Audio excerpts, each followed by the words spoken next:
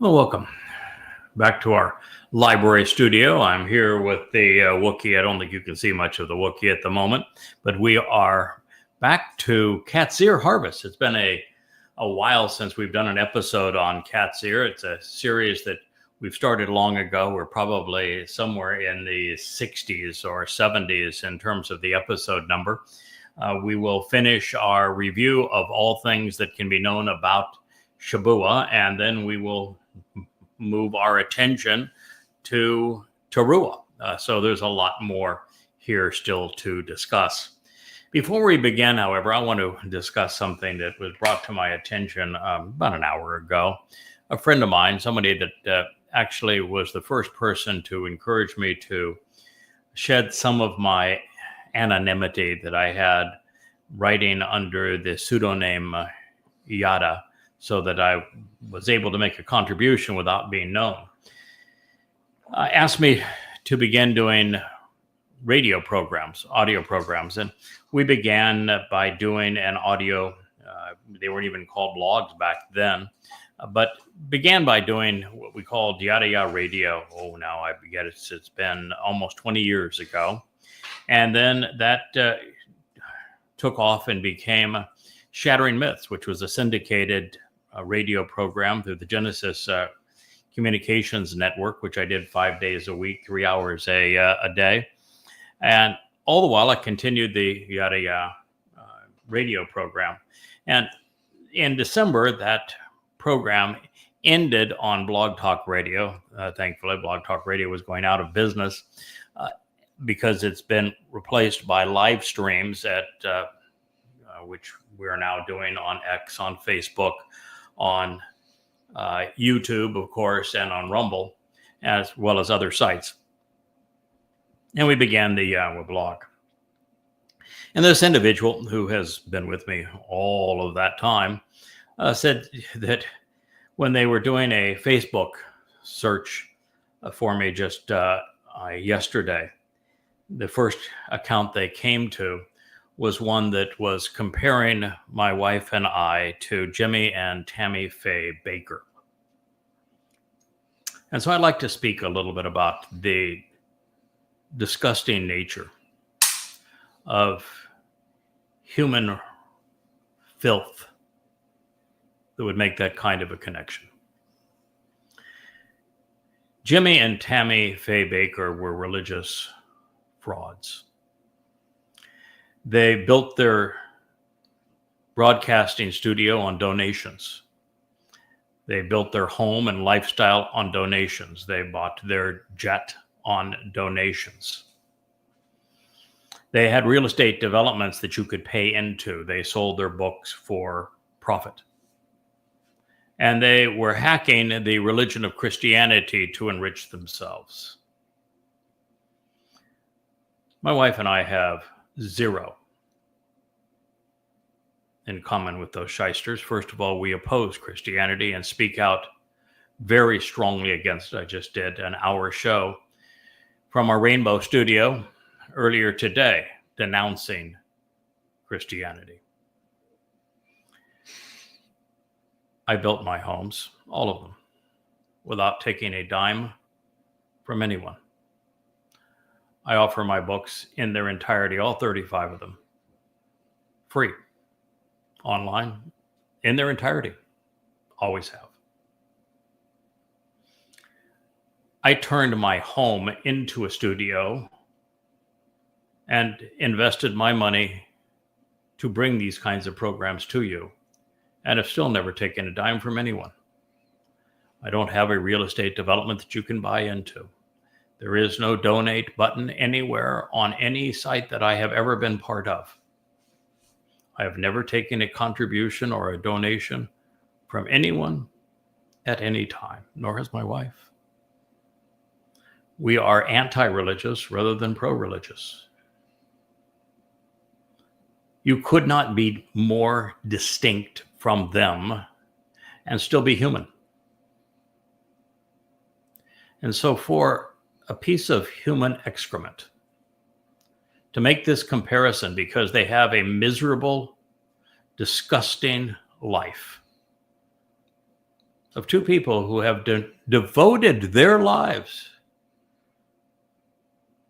to translating Yahweh's testimony from the oldest possible sources, scrubbing it of the rabbinical diacritical markings, sharing tens of thousands of unheralded insights, devoting every waking hour for 24 years to share everything that they have learned for free, offering it all to you. And you want to denounce them by making a comparison to the two people who would be the furthest from them? It's reprehensible to such an extent it's deserved this reprimand. And we have another that is bragging about trying to mess up the algorithms on our media accounts. The fellow's name is Dennis T. Such that he will do whatever he can to thwart the distribution of Yahweh's testimony. The devil's advocate, I guess we could call him, but the devil wouldn't take him. You know, I don't care that you don't want to go to heaven. I don't want you there either. But why write your own ticket to hell? Oh. Now that we've had that little discussion, I'd like to proceed with where we were on Qatsyr harvests. Because there are people who might be interested in getting off this planet alive and learning what they can from, well, a prophet that very few ever talk about, Joel. And we were in the midst of reviewing what he had to say about our time. And the passage that we were on as we concluded our last program on this material reads as follows. The threshing floors. This is ha-goren, the places where grain is processed and becomes usable by threshing and winnowing, will be filled with pure grain, which is symbolic of the most radiant children, winnowed and purified by the most brilliant sun. Bar, the brightest sons and daughters who are chosen and favored for their integrity and understanding to be heirs within this special relationship.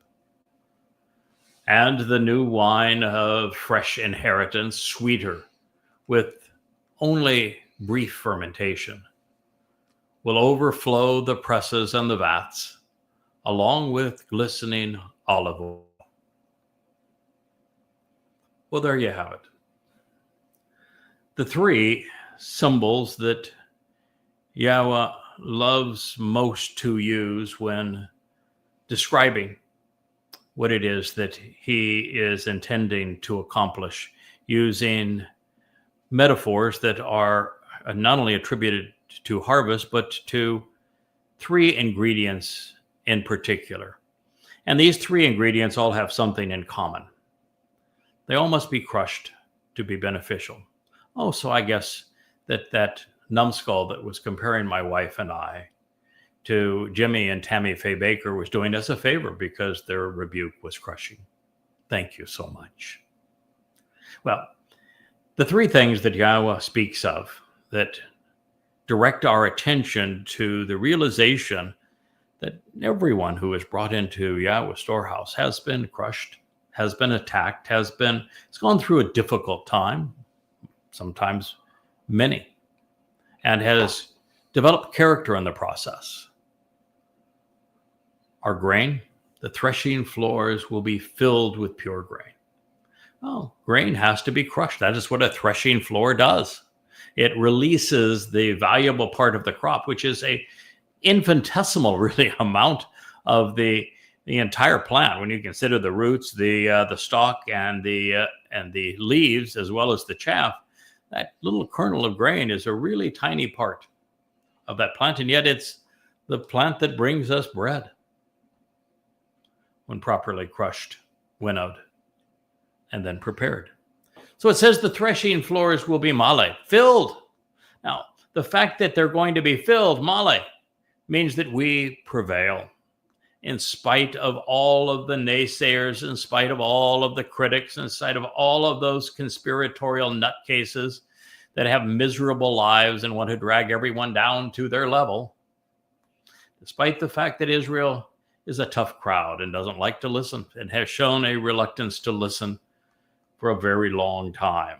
And in spite of the fact that you can never prevail with the religious, the conspiratorial, or the overtly political with evidence and reason, we prevail. There are enough of you out there that from Yahowah's perspective, the threshing floor will be filled. That means we do our job.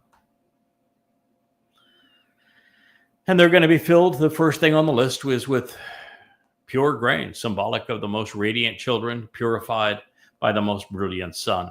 It is bar here. There are a number of words for grain in Hebrew. The one that is used the least frequently happens to be bar. And Yahowah chose it in this particular case because of all of the nuances that come with it. Bar means brilliant. It means sun. It speaks of children. And so it tells us emphatically that this grain that is on this threshing floor, that is now filled with abundance, are radiant children who've been winnowed from the chaff of this world to become brilliant sons and daughters. Isn't that a beautiful picture that God is painting for us? Now, the second thing is new wine, and this is Thyrosh. Thyrosh is, if you wanted to be technical from a wine-making point of view, it would be a Beaujolais. A first harvest, a short fermentation period, fresh, refreshing, delightful in its light and fruity flavor, but without very much alcohol. The fermentation process is brief on it, which means it's just enough to kill the pathogens and to make the wine safe to drink, and to turn some of what you consume into sugars that provide a sweet taste. So this is the new wine. But Thyrosh doesn't just mean wine, just as bar doesn't just mean grain. Thyrosh speaks of an inheritance. So it is the fresh and new wine of inheritance. What is the new wine of inheritance? Well, Dode provided the means for us to inherit the covenant by fulfilling Pesach, Matzah, and Bikurim in 33 CE, year 4000 Yah. And it is our job to cultivate the harvest of Shabuwa and Teruah in 2027 and in 2033. And so the new wine of fresh inheritance addresses these more recent harvests where God's children, the covenant family, are going to enjoy God's company and be called unto him.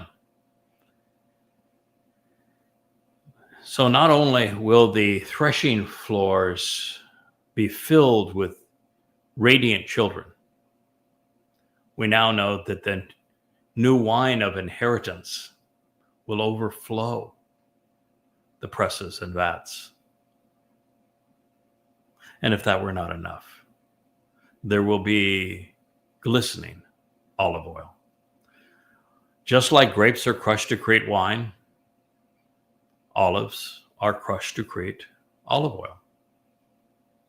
And it's interesting, the first crushing of the olives is called the virgin crush. It's called virgin olive oil.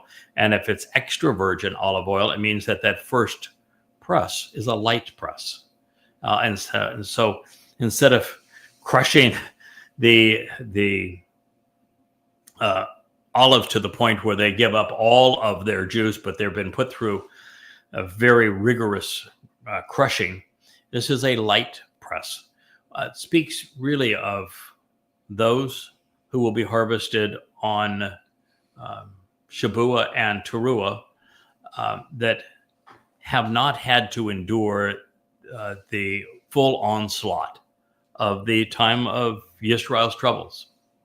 Now, I know these are olives, and that speaks of Teruah as a harvest, but I think that the implication here is, and this does not mention extra virgin olive oil, I'm just reading that into it, but that the extra virgin, if you will, press of that will accompany particularly the grain harvest, which is the first, that is Shabuwa, but the olives, the Jews who join us on Shabuwa, will be those who have certainly been crushed enough to get their attention and develop character so that they are drawn to Yahowah and away from religion and politics. But of course, it will be that final tough press that will be the Teruah harvest in 2033. So as we consider this statement from Joel 2:24, it's actually Yoel. Yoel means Yahweh is God.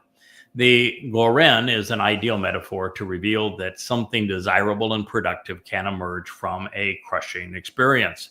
It is why Yahweh's home was built above what was originally a threshing floor in Dod's day. We should never lose sight of that. And from this perspective, to render bar as grain and nothing more is to miss the point of God's message. Bar means sun, in addition to brilliant and radiant light. It speaks of those who are chosen and favored, possessing integrity and understanding. The bar become heirs to a very, very special family relationship. The message of the harvested grain, the grapes becoming wine, and the olives producing the shimmering olive oil of inheritance has been refined and illustrated, with us learning here that two of those three were to the fullest possible degree. What did it say about the grain harvest? That it was a robust harvest, that the threshing floors are filled, male, with pure grain. And what did it say about the new wine of inheritance? It said that the vats are overflowing. Right? Didn't say that about the olive oil, did it? You know what the inference is there before we go on? It means that God is delighted with the eventuality of the quality of the individuals, and perhaps even the number of individuals that are harvested during the wheat harvest of Shabuwa. And that God is delighted that because of it, there will be many who will receive their inheritance. But when it comes to that final harvest, which is a gleaning, even the term lakat is different than Qatsyr, it's going to be slim pickings. Jews are tough. They haven't listened to God for a very long time. They think they're smarter than God. That's why the Talmud exists. That's why they won't even say his name. It's just a Hashem to them. And God's, by stating that two of these three are at an abundance and the third is just there, is saying that, yeah, we will produce a Teruah gleaning of olives. It says there will be 2 or 3 on the uppermost branches, and there'll be 4 or 5 on the lower branches which have been cut away. It's going to happen, is just as God attests. It's just not going to be prolific.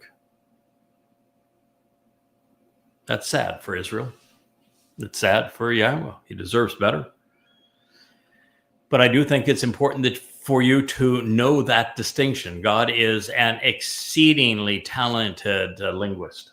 And it should be noted when he makes a judgment call on his view of 2 of those 3 ingatherings, but not the third.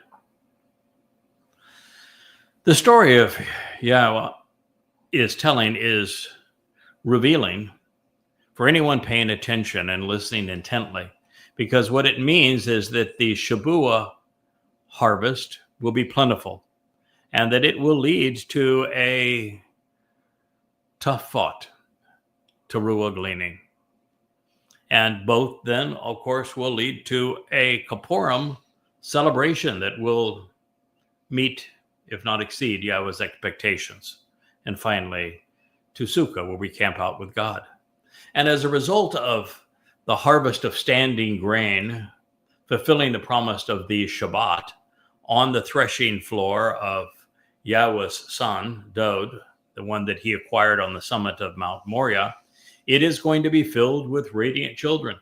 The brilliant sun made it possible for the covenant family to be winnowed and purified, then be brought home to the house of God. It is why he acquired that threshing floor. It is why he fulfilled Pesach, Matzah, and Bikurim. It is why Shabuwa is a Bikurim harvest. We're putting these pieces together so that you understand the connection between these things. The Shabuwa Qatsyr is going to be exceedingly productive, filling Yahweh's expectation of many sons and daughters, and all having chosen to be with him. And these bar will be the beneficiaries of the special family relationship that Yahweh intended, becoming his heirs through understanding. It will all occur along the ridgeline of Zion, with the signs that are posted along the way, pointing to the very foundation of the home of the covenant, all while the heirs to the Bereth, who have been winnowed from the world, will be separated from the chaff, which then will be blown away because the storehouses will be full. The vineyard Dod planted along Sion has borne fruit. And just as grapes become wine when crushed and briefly fermented, with the addition of yeast, the wine represents the blood Dod shed as his body fulfilled Passover, marking the doorway to life while opening Yahweh's home to the covenant family. But the yeast, which transforms the crushed grapes into wine, is vital too, because it represents the embedding fungus of religion and politics that Dod's soul carried into Sheol to perfect us. In so doing, he produced the bar, the purified and brilliant heirs to the covenant.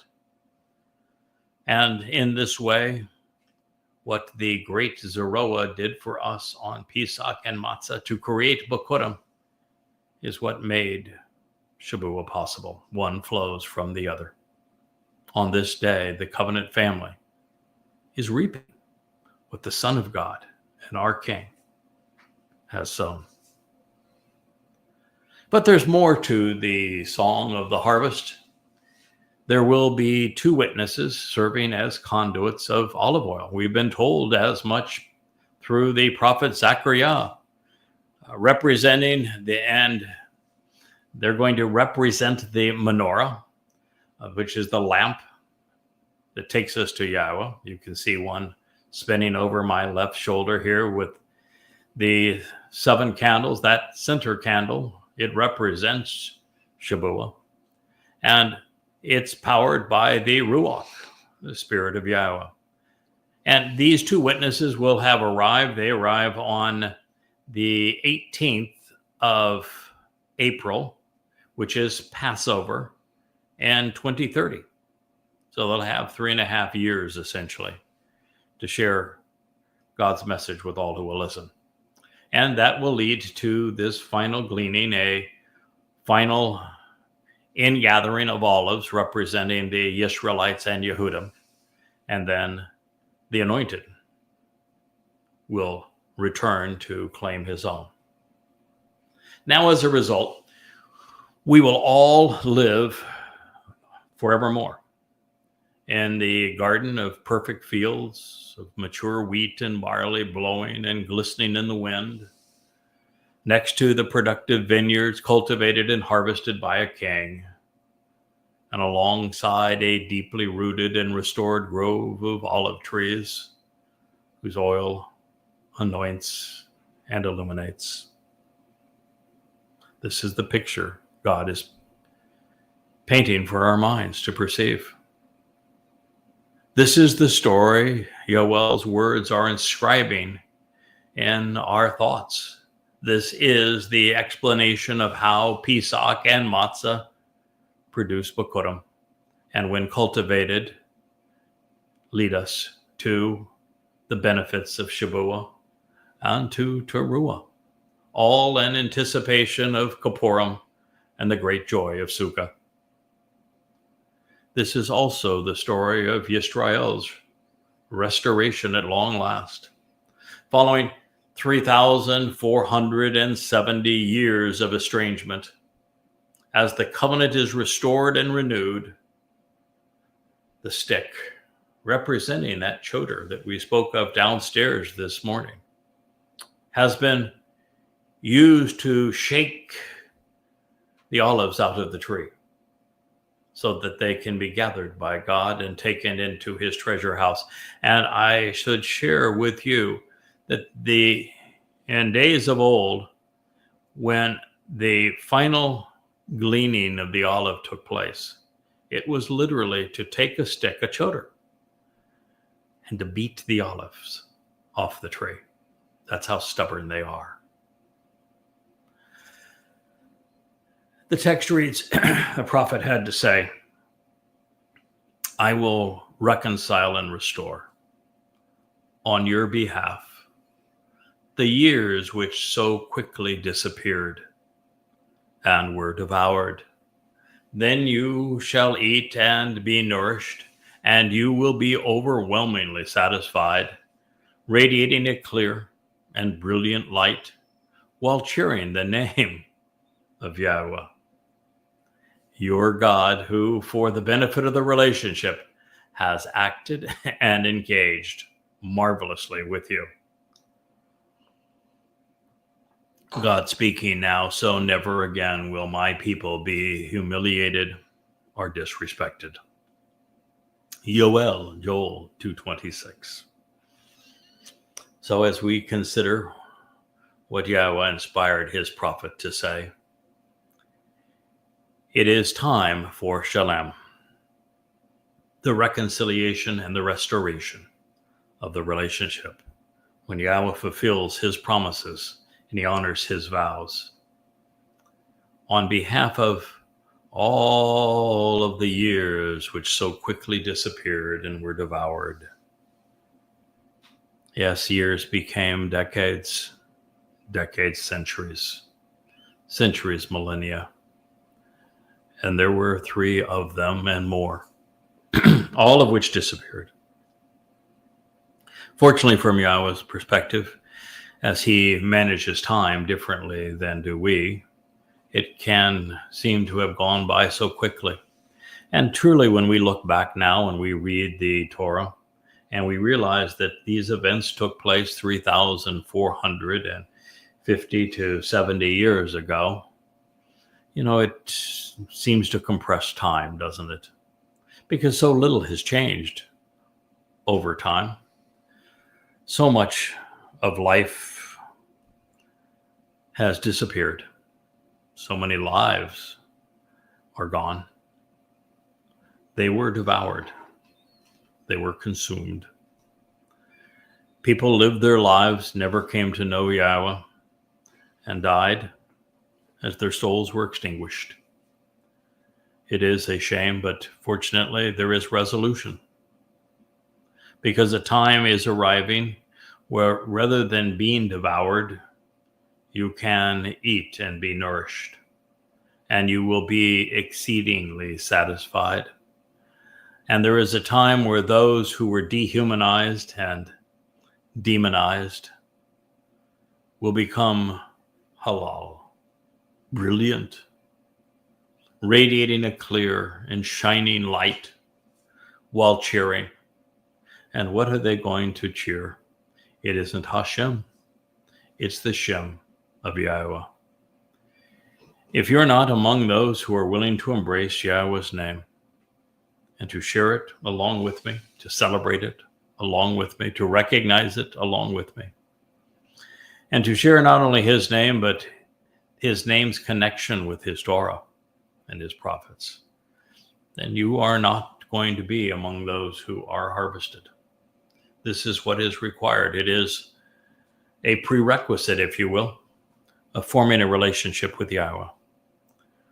And even if there are, and there have been some who have begun this journey with God introducing himself before introducing his name, the introduction of his name comes shortly thereafter. We know with whom we are engaging. There's only one God, and he has but one name, Yahowah. If you are speaking for a God, and that God does not have the name Yahowah, and you do not use the name Yahowah, you ought to cease and desist, because your God isn't God. And it is Yahowah who, for the benefit of this relationship, will finally act and engage. And he's going to do so miraculously in the end. From really the point that Yahowah and I met now 24 years ago, he has begun to do something he had not done for 2,500 years prior. And that was to actually to begin to work with a person, and then with a family, and then with a people, marvelously and miraculously. And it will build, and it's continuing to build. And it's wonderful to witness. And what we see is the culmination of God working with a man to create these books that you see behind me, all 35 of them, free at yadayah.com.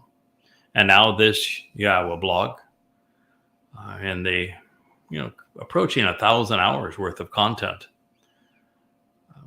What you're going to witness is that as we move closer and closer to the time, even after divulging 10,000 profound insights about God, many, many hundreds of them, some of the most profound discoveries in human history, that these insights are going to come at an even accelerated rate, and they will continue to be exceedingly profound. Now, there isn't a way to be any more profound than recognizing that Jesus didn't exist, that the most popular religion in the world is based entirely on identity theft, and that the actual Messiah and Son of God, who was crucified in 33 CE per his own prophecy, is David. These combination of realizations are as profound as anything in human history, as is the fact that there's 5 conditions of the covenant, and that the 5 benefits of the covenant are delivered through the first 3 Moed Mikre, which Dode fulfilled in 33 CE, as is the understanding of exactly when, where, why, and how the final 4 Moed Mikre will be fulfilled. The fact that Yahowah's name is easily pronounced, the fact that there are 3 destinations for human souls, all of these realizations and so many more, having an understanding of what each of the 7 Moed Mikre represent and how to properly celebrate them, knowing all there is to know and celebrate about Dode's marvelous lives, and the fact that he will have 3 of them by the time he returns, and that he is returning as brilliant as the sun in God's presence, and that day will be October 2nd at sundown in Jerusalem, the 2nd of October 2033, and that we are returning thereafter to the Garden of Eden, where the whole earth is transformed into those conditions. And just as God has been miraculous in the presentation of these insights, you're going to witness something really extraordinary with the Shabuwa harvest, the most massive miracle undertaken by God up to this point. The Teruah ingathering will be similar. The return of his 2 witnesses on Passover in 2030 will also be miraculous. The sign, this moving scroll that he's going to have shown above the two witnesses, showing these programs, presenting the books, presenting his own testimony and his own words. It's going to be miraculous. He's going to lift up the two tablets of stone for all to see. He's likely to even show the Ark of the Covenant. Those two witnesses are going to be extraordinary in the sense that they are now spiritual beings that can manifest themselves in a material way, but they are infinitely more powerful in every respect than a mere mortal. God's going to be more and more miraculous. Then when we get to the Shabbat, this Saturday of September 24th of 2033, and the sacrifice of the red heifer, that's going to be the greatest show on earth. Yahweh is going to interact in exceedingly marvelous and miraculous ways on that day. And as a result of this, particularly as we arrive on Teruah in year 6000 Yah, that will be the last time that God's people are ever humiliated. They will never be disrespected again. Joel 2:26. It will be as I have shared, because this is what Yahowah has promised. And all of this will play out during the decade between 10/7/23 and 10/7/33, as we are now in the final months prior to the Shabuwa harvest. I have just written something about the timing of the Shabuwa harvest. I think is probably apropos that I share. I finally completed the book of Daniel in terms of my rewrite of chapters 7, 8, 9, and 12. And at the end of 9, there are some profoundly important statements regarding the sacrifice of Dod's herald. And Dod makes it very clear that he sticks it through, that he stays the course, that he does not falter, that no matter the naysayers or the jerks out there, that he continues to serve Yahweh, Dod, and his people without ever faltering, without ever relenting. And it reminds us 3 different times that the horrible period of the Torahless one and this torment for Israel will be 7 years in duration. And he is very clear that the worst of it is in the last 3.5 years, but it's constantly referred to as 7 years. It's a week.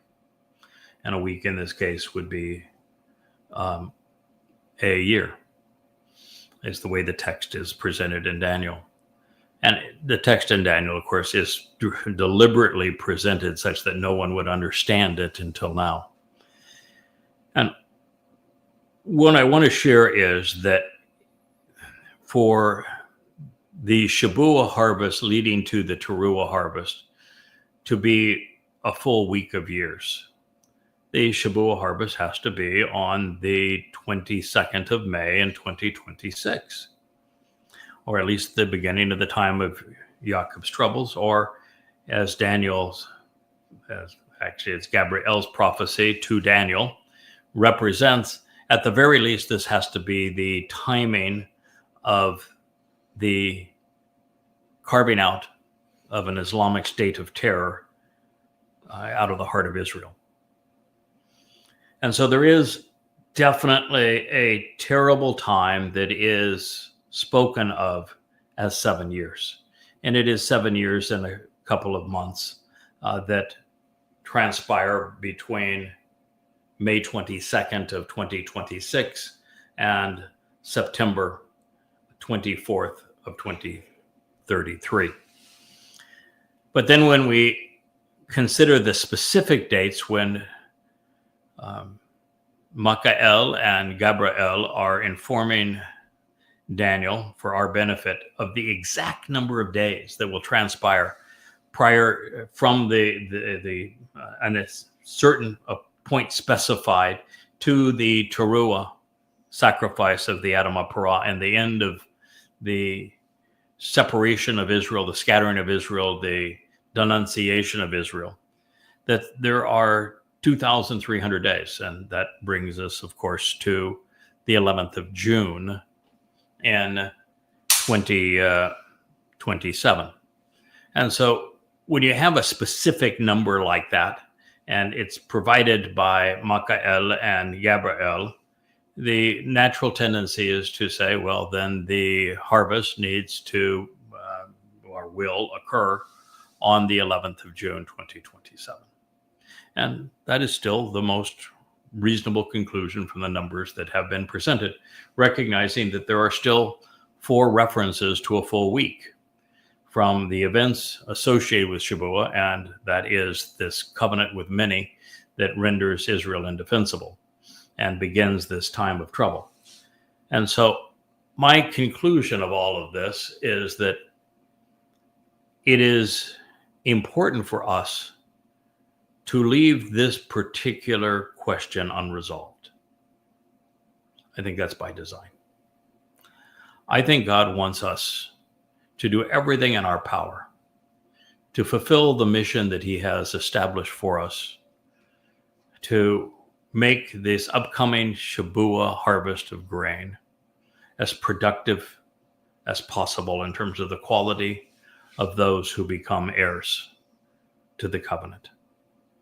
And that we should work as if that is all the time we have left, and be prepared for that to be the case, and then be exceedingly pleased if we're given a reprieve and have more time and have another year that we can continue to serve our God and his people.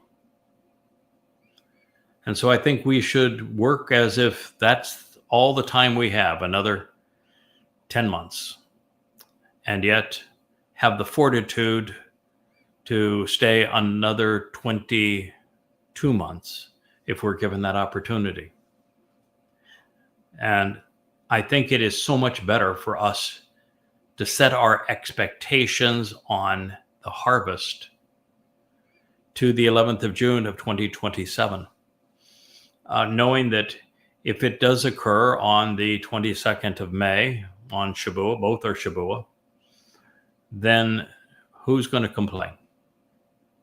Particularly if we have continued to focus our energy and completing the mission to the extent that we're capable by that time.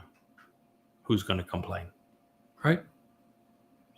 And if our expectation is the 11th of June and we are given that additional year, then almost everyone, I won't say almost, I will say everyone who is genuinely engaged in God's business they're going to celebrate.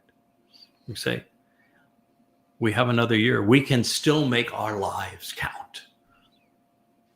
We can please our God. We can please our King.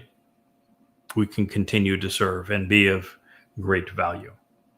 So I think it's important that we don't foreclose on either date, but that we leave both open. They both fit for a different reason. If it is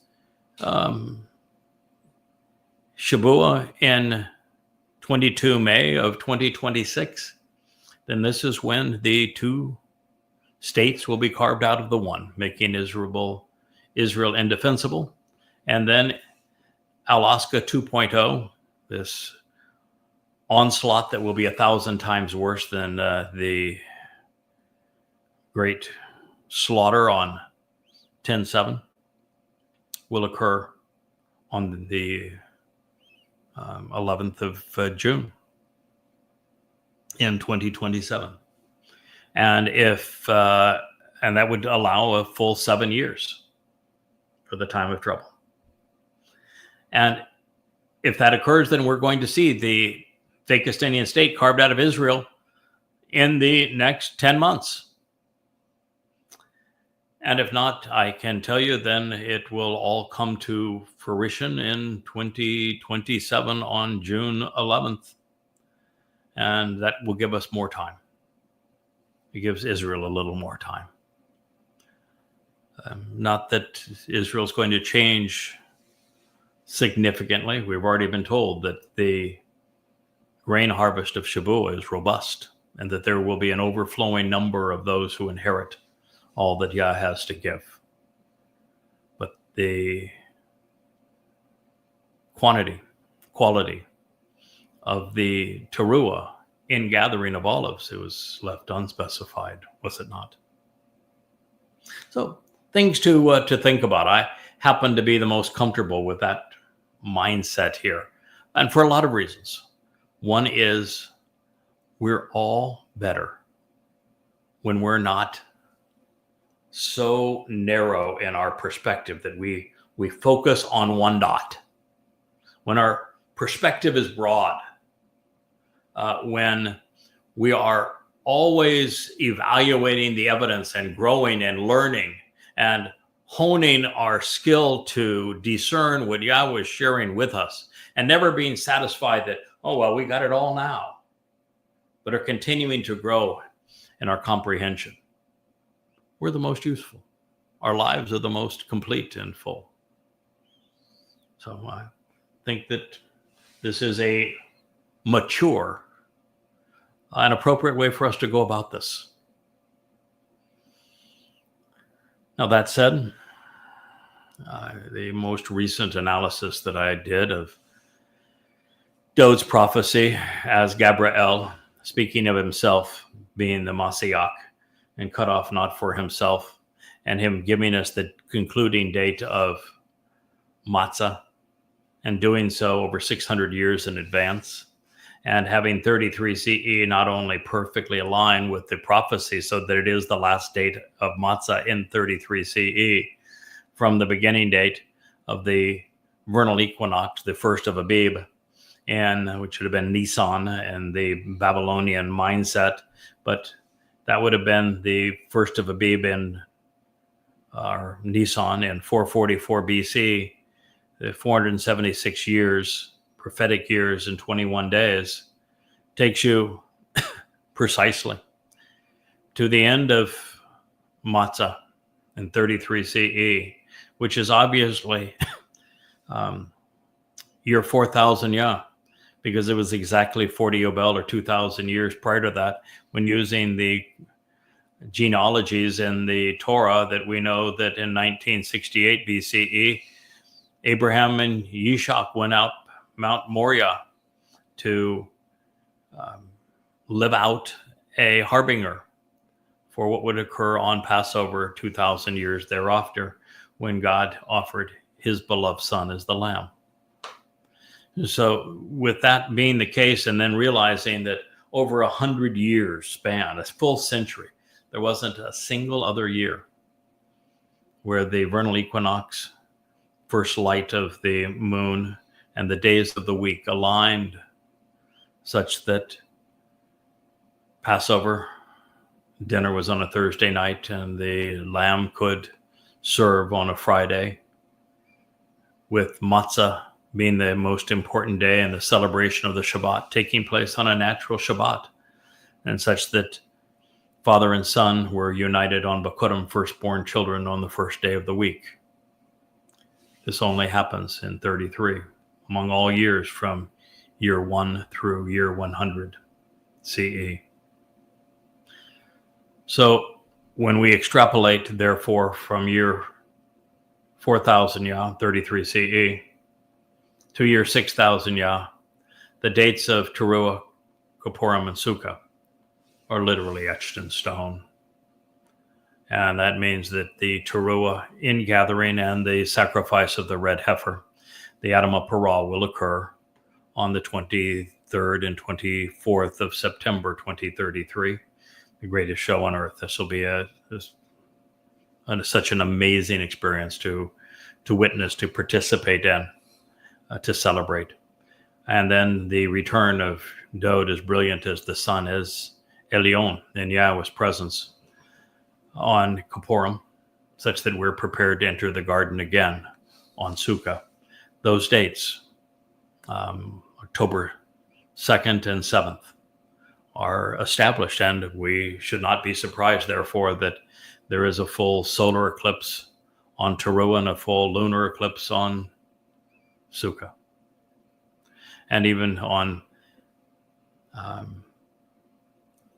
the 1st of Abib in year 6000, there will be a full solar eclipse. And on Passover in 33 CE, year 6000, there will be a full lunar eclipse. These are marvelous affirmations.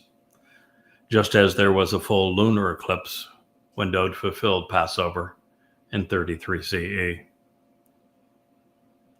So when Yahowah speaks of being with Yisrael, he is identifying with the best of his people. With Yisrael meaning what we have come to know as Ish, individuals who, Sarah, engage and endure El with God. And the best of his people begin with a reference to Abraham and Sarah, Yishak and Rivka, Jacob and Leah, and then to the likes of Moshe, Yahusha, Caleb, Samuel. Look at Wookiee even sits up for Caleb. He knows Caleb means dog, and that Caleb is also being fully judgmental and all heart. The great Shamuel, the judge and prophet, God's beloved. There is no greater man who has ever lived and will live again. Dode, this marvelous prophet who is so often taken for granted because he was abused by Peter and attributing his testimony to Pentecost and the birth of a church 2,000 years ago, when he's speaking of a time just 8 years from now. Elia, my partner, the last of the two witnesses, a man who orchestrated the ultimate denouncement of Israel's propensity to be religious and political. Yashaya, who is my brother. Yashaya and I will be celebrating, I think, to the extent that even Leah sometimes appears to be a bit jealous, where she says, wait a minute, Yashaya, I know you love him, but he's my guy. It's a fun rivalry because Yashaya is so excited about our relationship and the fact that I have received my guidance on how to be a choder, how to serve Yahowah through the things that he has written, through his textbook on proper chodering. And when he sees it all manifested, particularly with the man from Edom, who is, he says, in the wine vat, speaking of this harvest of an inheritance, he says, finally, after all of these years, this man is in that wine vat with me. He's my Zeroah. He is the one that's cultivating the seeds that I have sown for this harvest. He's the man from Edom, dressed in red, so appropriately to save so many. Yahusha. They just don't get any more brilliant as prophets.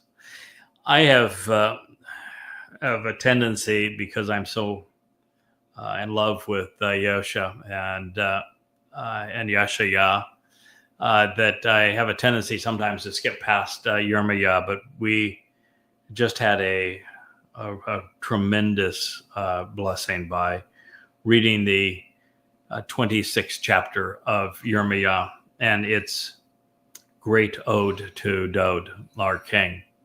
And of course, the 31st chapter of Yirmiyah is one of the most brilliant ever written. So Yirmiyah is a young man with great wisdom and a love for Yahowah. Zechariah speaks to our time, from the witnesses to the last days. And of course, Malachi is the last of Yahowah's messengers to his family. And now this family includes the children of the covenant who were led home by Yada and by Yahowah. These are God's people. And so this reads, and you will know that I am in the midst of Yisrael. I am Yahowah, your God, and there is no other. My family will never be disapproved or experience distress again throughout all time. It is truly amazing that Paul, Peter, Luke would have cited Yoel, Joel, to claim that he was the prophet who spoke of their birth, of their church, and changed Shabuwa to Pentecost. And that is for many reasons. One, of course, is the prophet's name is Yoel. It means Yahweh is God. It doesn't mean Jesus is God. I was reading today a post on my feed on Facebook, and he had this one person who wanted to rename Dode and Jesus some variation of Yosha. And this other person said, no, Jesus is the God of Abraham and Isaac and Jacob. And you're going, oh my God, Jesus is the God of Abraham. And God, you want me to speak to people this stupid? I mean, that's asking a lot. All right, there, young man. I will set you down. There's the Wookiee. The second reason that it is just astonishing that Christians would have Peter and Paul, Luke, would have misappropriated the prophet Yoel beyond the fact that his name means Yahweh's God, is that he is speaking of something that has not yet occurred, of a time when his people, Yisrael, would never be distressed or disapproved again. And what did the damn Christians do? In fact, even in the Acts 2, where Peter is shown misappropriating Joel, he is condemning Jews. He's saying that the Jews crucified his God. Oh, last time I checked, gods can't die. But nonetheless, that's what they said. And so you can't say that Jews will never be disapproved again. Israel will never be disapproved again when you created a God-forsaken religion based upon disapproving Jews. And if you're a Christian and you can't put that together, you can't read, wait a minute, he just cited Joel as the birth of our church, and Joel says that Israel is God's family, and they will never be disapproved again and never experience distress. And your religion persecuted them and did so for 19 centuries. And you're not able to say, whoa, that was really stupid. Obviously, that's untrue. And if that is the declaration of the birth of our church, we got nothing. That's why I'm not a Christian. You got nothing. And when this says, I am Yahowah, and you speaking to Yisrael, specifically naming Yisrael, will yada, that I am Yahowah. That means he hasn't abandoned Israel, doesn't it? And it means he didn't change his name to Jesus, doesn't it? But can't you think? I know they call it faith, and faith has no correlation with evidence or reason. And I know that's the reason that it's a belief and not a knowing. But good God, why would you believe something that's this obviously untrue? What's the purpose in believing something that is this untrue? Christianity condemns Israel. Christianity steals the inheritance of Israel, which is why they demean and dehumanize Jews and Israel. And they steal the inheritance of Israel and give it to their church, even though there's no mention of a church. And Yahowah, it's explicit. When he returns, he's returning for Israel. Not a church, not for Christians, for Israel. What part of this don't you get? Why are you so insistent on calling God a liar? Which is what you're doing. Christianity exists to rob God's people of everything, to rob his son of his title, Messiah and Son of God, to rob God of his name, to rob his people of their inheritance. It's nothing but an act of thievery. And when you read this, it's obvious. Why would you participate in an act of thievery? It's kind of like being a MAGA today. Over the last 9 months, it has become obvious that Donald Trump is the confabulator. There is no correlation between what he says or believes and reality. And so if you're still a supporter of Donald Trump, you aren't being political anymore. You're enmeshed in a cult of personality. You're just gone. Evidence and reason no longer matter to you. You're living in a fantasy world and following the devil. Well, the same thing is true with Christianity. If you were a Christian, shame on you. That means you're not thinking. It means you don't care anything for God. That you're happy to call God a liar. I don't think he likes that very much. Nor does he like that dead God on a stick very much either. And you will know, Israel, that I am in your midst. I am Yahowah. I'm not the Lord. I'm not Jesus. I'm not Hashem. I am Yahowah, and I am in your midst, which means Yahowah is returning. You know what that means? That means that Yisrael returns to Yahowah. And you know what that means? That we prevail. Since I am the first person in thousands of years who has reintroduced Yahweh's name to his people and have explained that they need to return to Yahowah before he can return to them, and have provided the timeline and the means to do that, it means that Yahowah, by enabling the Choder and the Nakri to do this job, succeeds.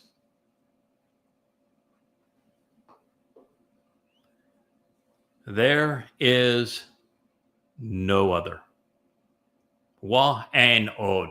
There will never be anyone besides me, Yahowah says, not now or subsequently, as I am the only one who can restore and provide an eternal witness, and to whom you can return. I tell Israel all the time, you're looking for the salvation of Israel? It's found in one place, Yahowah. Return to him, or you will continue to suffer. He says that his family will never, ever be disapproved or experience distress throughout all time. Why? Because he's returning the earth to the conditions experienced during Eden. There'll be no Judaism, no Christianity, no Islam, no Marxism. There will be no militaries. There will be no conspirators. They're all gone. And the conditions are ideal. Yoel is the summation of all prophetic revelation. After telling us what Yehudim would endure during the time of trouble, and then explaining how we would arrive at this juncture following the Shabuwa and Teruah, Qatsyr and Lakat. Yahowah is now affirming the renewal of his bereth with Yisrael. This is the very day he addressed in the 31st chapter of the prophet Yirmiyahu, when he spoke of the reaffirmation of his covenant. The divorce pronouncement in Hosea is now over. And it's not Yahowah who is remarrying Israel. No, that would be in violation of the covenant. No, it's Dod who has become the groom. It is the Adam Parah that will serve as the means to purify the adulterous woman. so that she's prepared for the betrothal. This is the very day that is addressed in the 31st chapter, yes, of Jeremiah. The divorce is finally over. The millennial of forced silence, when Yahowah agreed that he would not speak to his people or appear in their presence, is finally at an end. This is exactly what was foretold also in Yeshayah and Zechariah.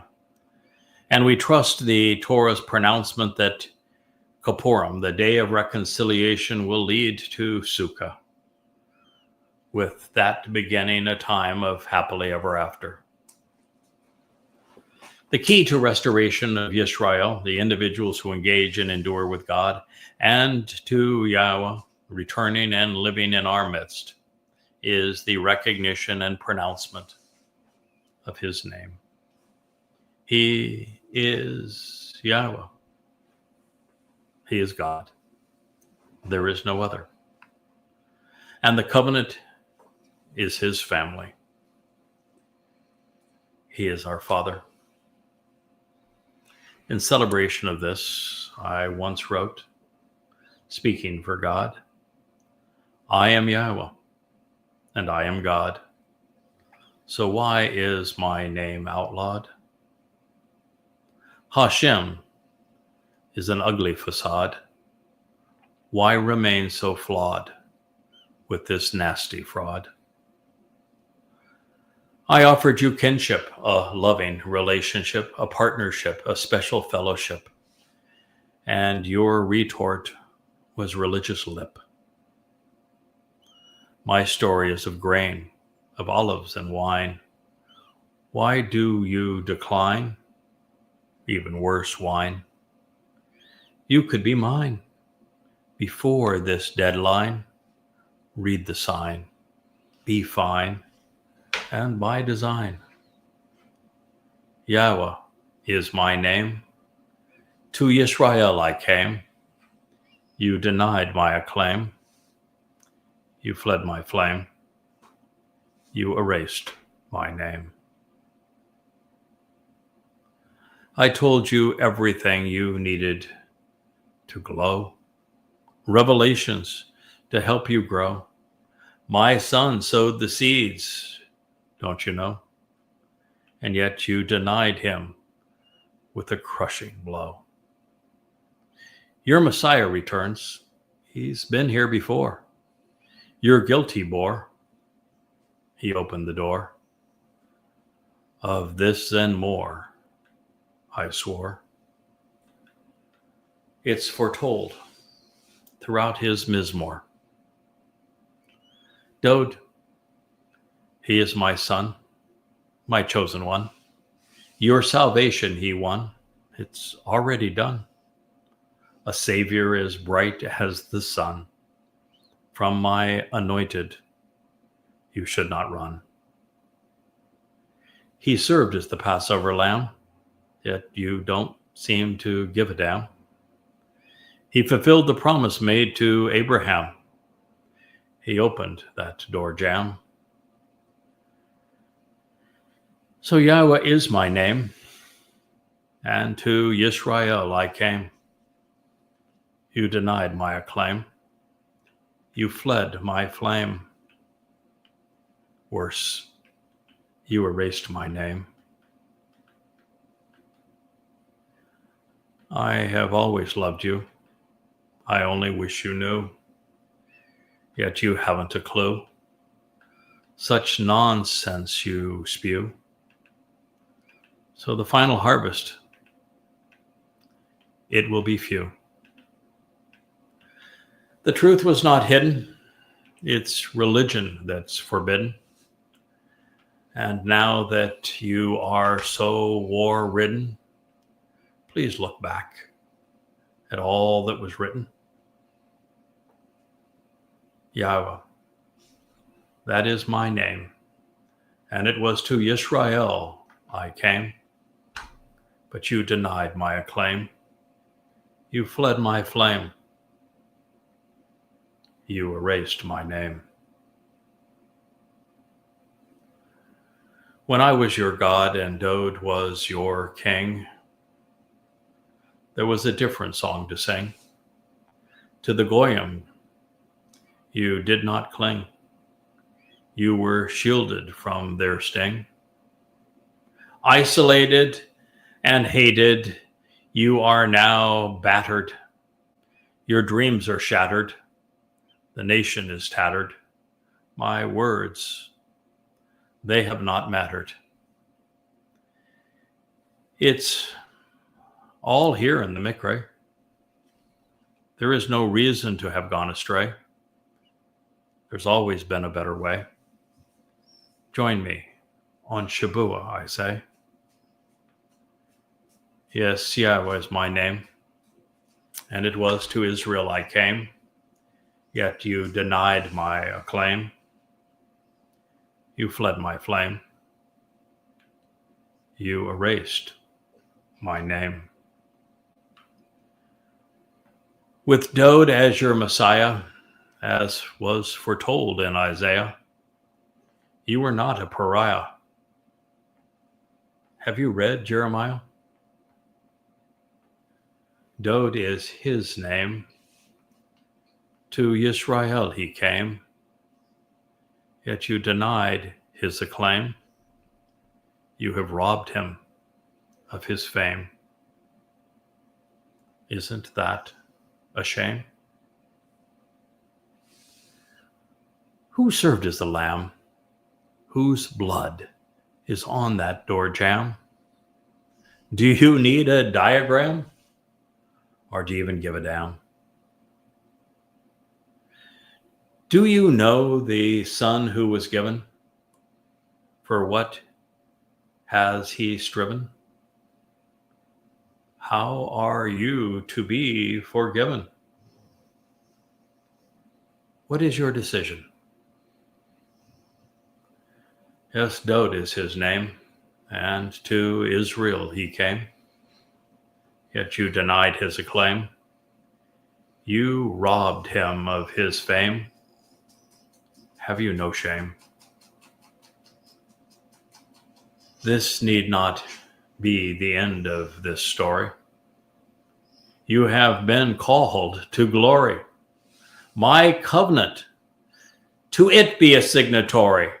Of my Torah, do query. It's time. What is mine is repliven. Let me remove your leaven, all on the basis of 7. Then, and only then, can I bring you to heaven. Oh, Yahowah is my name, and it was to Israel that I came. Accept my acclaim. Embrace my fame. Reinstate my name.